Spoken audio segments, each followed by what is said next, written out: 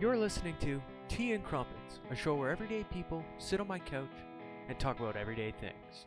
So what I want to do is I want to give advice to people, Okay. right? So both of you traveled with partners. Mm-hmm.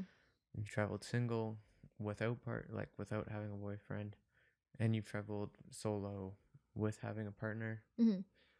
And you traveled with friends And sister. and sister. Yeah. So talk a little bit about like the ideal. So one thing for sure is like if you're fortunate enough to have the capability to travel and you can't find friends to travel with, go solo. Yeah. Like, as long as you do your research, there's no real safety issues with that. And you'll find people at your hostels and stuff that to do stuff with. Yeah. But what I want to say is like, what's your takeaway from, for example, traveling with a partner, pros and cons? How do you deal with some of the shittier parts of it?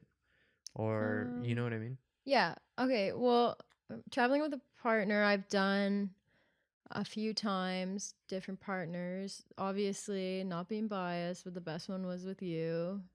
But actually, because we're friends, like, too. Yeah. Like, I was friends with the guy I went to Australia with, but, like, it just didn't, like, I think you have to be on the same page. Like, talk about it in advance. Accept the fact that you're gonna argue. Like, we still argued all the time. Yeah, and I think it's not either one of your trips. It's your both. Trip, Yeah, it's you your need trip together. So that was one of the things I was scared about traveling with you because Yeah. I'm like, okay, we both love to travel, but we do different things. Yeah. So it's different pacing. That's I a would big say, yeah, like you like to get up really early. I like to like go out late. So one. Yeah. we did like a bit of both, and you just have to compromise. Like if you're Yeah, that's the big one. Right this is there. what you have to keep in if you're traveling with anyone. Like you are not this isn't just your trip. The other person is spending a lot of money too and Yep.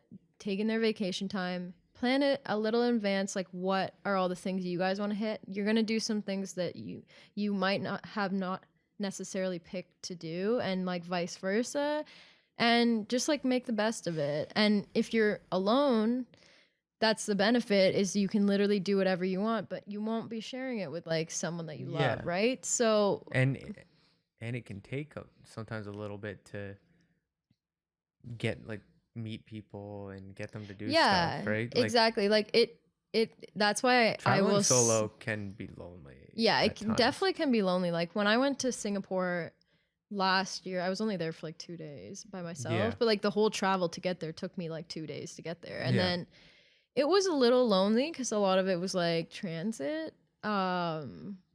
And like the hostel I stayed in, I didn't really make any friends because I only stayed there one night. But I like made the most of it. Like it makes you learn about yourself and like what you like, and you have to learn to be alone also. Like Yeah, totally. it's gonna happen eventually. You have to learn to be happy alone and like happy with people too, because some people just like being alone. And, I think that holds true when you're traveling with a partner. Mhm. Like if we were traveling, like typically when I travel, it's a little more, I'd say, higher pace than what I saw when you and I went together. Yeah. Like you like to rest, and sometimes like Well, I've had higher paced trips. I where guess I don't so, rest the whole but time. the point I'm trying to make is that if one person isn't feeling good, or wants to just have some naps at the hostel, or just sit in the hostel, and you want to go like walk around the city and go find a good place to eat and stuff, like if you're traveling with a partner, like you two need to be okay with maybe splitting up once. Oh in a yeah, while. even Like, with friends. even with like, friends, you have to yeah. be okay with if you really don't want to do something and your friend wants to do it, just be like, yeah, if you Go do it. go do it, and I'll do Yeah. this thing. Like you don't have to spend every Y- second together as long as yeah. you're safe. Like if someone Yes. wanted to go out to a club and like you're in Colombia and like you don't want to go, like you have to stay together in certain situations. Yeah. Or it's 3 a.m. and everyone's heading back to the hostel, but your one friend wants to stay out and get drunk, and you're like, okay, you do you, and you go back to the hostel. You may wake up and your friend As may long as your not be friend- there. Yeah, they may not be around until 11 a.m. the next day. Yeah. Like, May think they died. Who knows? yeah, you may be wondering when you should be calling the embassy. Hashtag where's John? Hashtag where's John? But it's like obviously we'll talk about safety in a minute, but the point is I think a good thing about traveling is you learn how to be good with yourself and who you are. But if you're traveling with a partner or traveling solo or traveling with friends,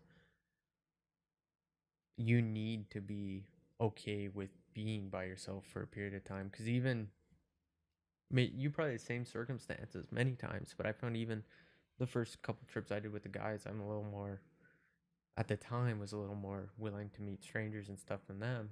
Yeah. And there were circumstances where I was like, I'm going to go down to the hostel floor, open up a can of beer and talk to people. Yeah, You exactly. know, like, and eventually the guys I traveled with came down and we ended up having a great night, you know?